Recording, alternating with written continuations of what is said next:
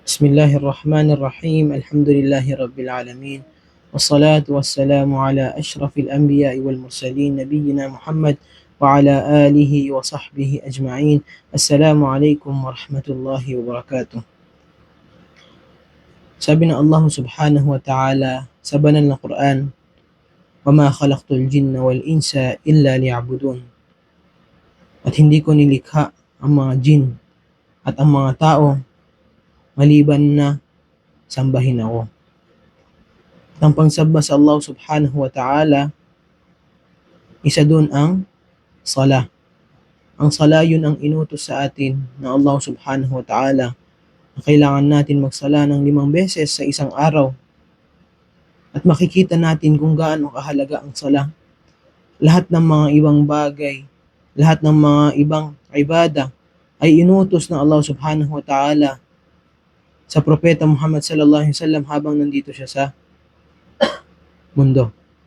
Pero ang sala, doon niya lang inutos sa Propeta Muhammad sallallahu alaihi wasallam nung inakyat siya sa kalangitan. At sabi rin ng Propeta Muhammad sallallahu alaihi wasallam na kapag dumating ang Yawmul Qiyamah, titingnan ng Allah subhanahu wa ta'ala yung sala ng isang tao. At kapag maayos yung sala ng isang tao, magiging madali para sa kanya lahat. At kapag kulang ang mga sala ng isang tao, ay mahihirapan na siya dun.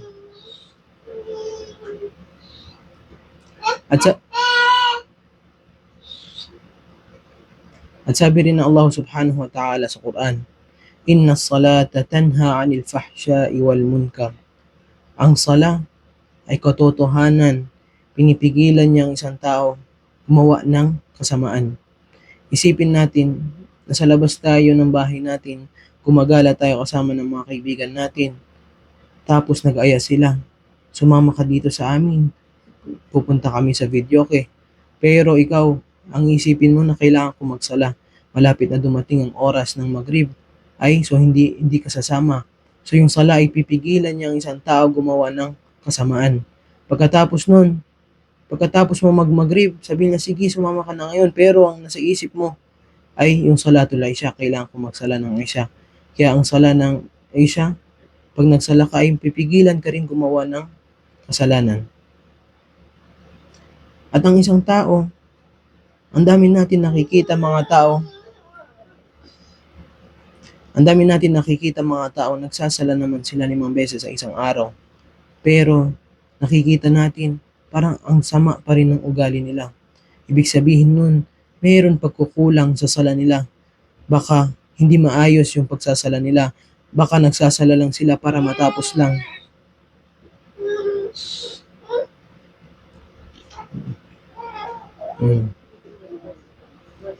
At mayroon mga tao nakikita natin na nagsasala naman si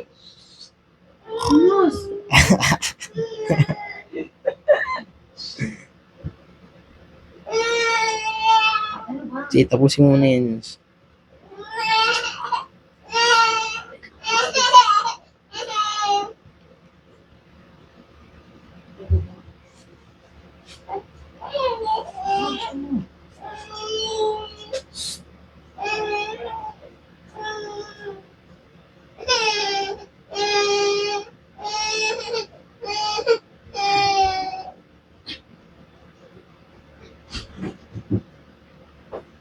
Hello? Nilabas ba niya? Ay, wala ko nilabas. At gaano kahalaga ba ang sala para sa isang Muslim? Ang sala, siya ay haligi ng Islam ng isang tao. Kapag wala yung sala, nawawala lahat. Sabi ng Propeta Muhammad sallallahu alaihi wasallam, Al-ahdu alladhi baynana wa baynahum as-salah faman tarakaha faqad kafar. Ang pagkakaiba natin mga Muslim sa mga hindi nananampalataya, yun ang sala. At kung sino man ang iiwanan niya ang sala, ay nakapag-kufur na siya. Kaya dapat palagi natin pinapahalagaan yung sala natin ng 5 beses sa isang araw. Ang dami natin mga kapatid na Muslim, sobrang swerte nila. Yung masjid ay katabi lang ng bahay nila. pwede na lakarin ang masjid. Pero nakikita natin hindi pa rin sila nagsasala sa masjid. Ang daming mga taong pinapangarap nilang tumira malapit sa masjid para lang makapagsala sila sa masjid. Sabi ng Propeta Muhammad SAW, ang pagsasala ng jamaah ay mas mainam siya pagsasala na mag-isa ng 27 times. Kaya, lalo na mga panglalaki, lalo na yung mga lalaki, na dapat talaga wajib na magsala sa masjid kapag mayroon masjid na malapit sa bahay nila.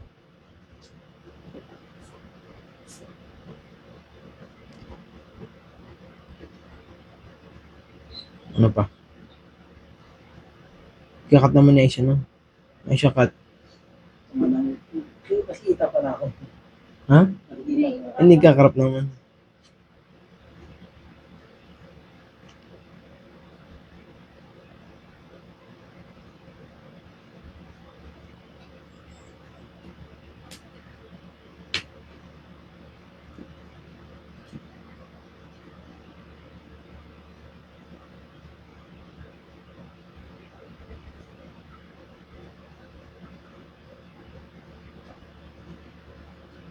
At nung tinanong ng isang sahaba, anong pinakamahal na gawain para sa Allah subhanahu wa ta'ala? Sabi ng Propeta Muhammad sallallahu alaihi wasallam, as-salatu fi waqtiha. Ang pagsala sa tamang oras niya. Ang dami natin nakikita mga kapatid natin ng mga Muslim na naabutan nila ang oras ng sala. Wala naman silang ginagawa pero pinapalit pa rin nila ang sala nila at magsasala sila kapag malapit na matapos ang oras ng sala. Yun ang mga sinasabi ng mga scholar natin na yung mga taong palagi nilang dinidelay yung pagsasala nila ay i-delay din ng Allah subhanahu wa ta'ala yung risk sa kanila. At yun din binanggit ng Allah subhanahu wa ta'ala sa suratul Ma'un. Fawailul lil musallin. Sumpa sa mga tao nagsasala. Nagsasala ang isang tao pero sinumpa siya ng Allah subhanahu wa ta'ala. Bakit yun? Alladhina hum an salatihim sahun. Ulit. At ganun ang binanggit na Allah subhanahu wa ta'ala sa suratul Ma'un. Fawailul lil musallin. Sumpa sa mga tao nagsasala. Isipin mo, mayroong mga tao nagsasala pero sinusumpa siya ng Allah subhanahu wa ta'ala. Bakit yun? Alladhina hum an salatihim sahun.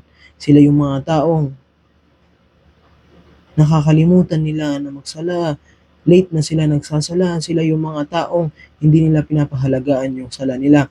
Alladhina hum yura'un. At kapag sila ay magsasala, ay pinapakita nila sa mga tao. Nagpapakitang tao lang sila.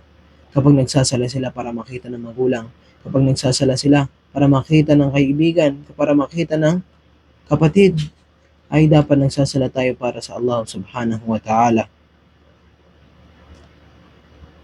At payo sa mga magulang, at payo ko lang sa mga magulang, na kapag sasabihin mo sa inyong mga anak na magsala, huwag niyong pilitin na magsala, pero hindi nila alam bakit sila magsasala. Hindi nila alam kanino sila magsasala. Hindi nila alam ano bang dahilan, ano bang makukuha nila. Yun ang sinasabi ng mga scholar natin. Dapat sinasabi mo sa mga anak ninyo. Dapat sinasabi niyo sa mga anak ninyo yung mga kabutihan ng sala. Anong nakukuha natin sa pagsasala. Para sila mismo gagalaw, sila mismo mag-iisip na magsasala pala ako sa masjid. 27 times ang reward na makukuha ko. Kaya pupunta ako ng masjid. Pero ang nakikita natin, mga magulang, hindi man lang nila tinuturo sa mga anak nila kung bakit sila nagsasala. Buong buhay, pinipilit lang nila ang mga anak nila tapos magtatanong sila, bakit yung anak ko hindi siya nagsasala? Bakit yung anak ko iniiwan niya yung sala? Bakit anak ko niloloko niya ako? Sinasabi niya nagsala siya pero hindi siya nagsala. Ay isa rin yung dahilan kasi hindi nila alam kung bakit talaga siya nagsasala at kung kanino sila nagsasala.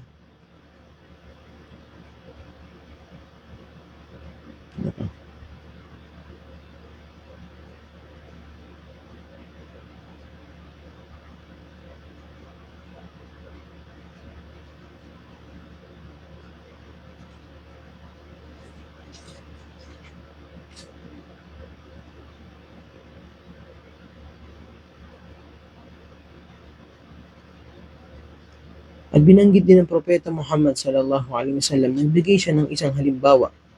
Sabi niya, kapag mayroon isang pintuan at sa labas ng pintuan na yun mayroong ilog at maliligo ka dun sa ilog na yun ng 5 beses sa isang araw, mayroon bang matitirang dumi sa katawan mo? At sinabi ng mga sahaba, walang matitira na dumi sa katawan. Kaya ang sabi ng Propeta Muhammad sallallahu alaihi wasallam, ganun ang halimbawa ng pagsabi.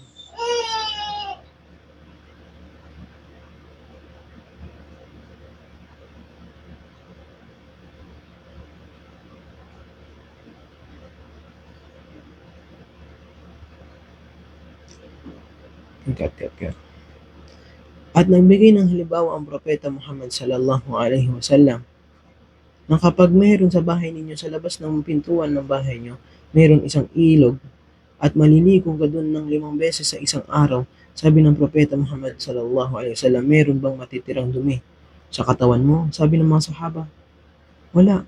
Ya Rasulullah, walang matitirang dumi. Kaya sinabi ng Propeta Muhammad sallallahu alaihi wasallam, ganun ang sala.